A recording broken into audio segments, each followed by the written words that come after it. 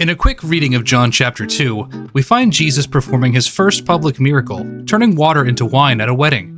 This is one of the better-known miracles that Jesus performs, and has roots in Old Testament imagery of the supernatural, like when Moses turns the river Nile to blood.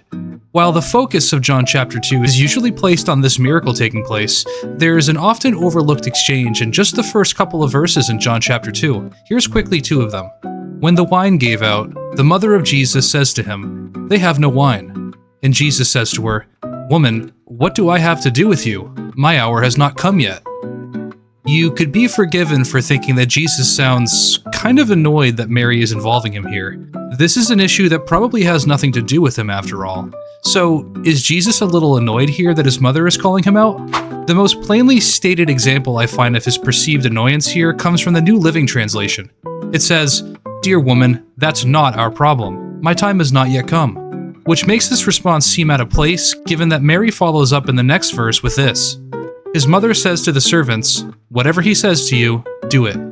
So either Jesus is annoyed, but Mary carries on with her wishes anyways, or we're misunderstanding what Jesus is actually saying here.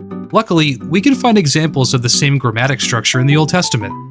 The Old Testament scholar and Semitic linguist Dr. Michael Heiser took note of this in one of his studies when he was surveying the Hebrew grammar of Joshua chapter 15 and caught the grammatical parallels to Jesus' question. The gist of that verse says, "And Caleb said to her, 'What do you want?'"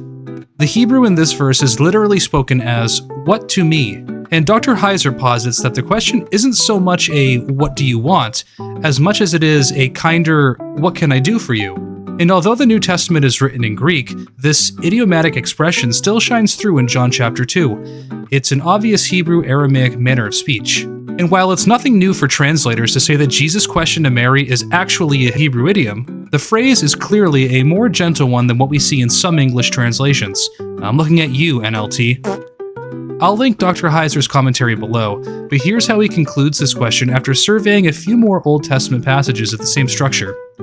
There is no reason to see John's use of this idiomatic expression as indicative of irritation, or that his mother had become insufferable to Jesus. When Jesus says to Mary, "What to me to you?" he isn't saying, "What is it now, lady?" He's basically asking his mother, who brings a concern to him, "What can I do for you?" Now, why is this even important?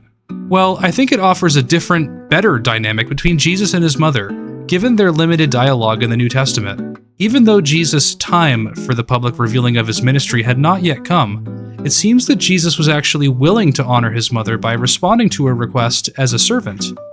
Mary also clearly had the foreknowledge and the faith to know that Jesus was capable of satisfying really any need, whether a sickness leading to death or simply a refill of the wedding wine.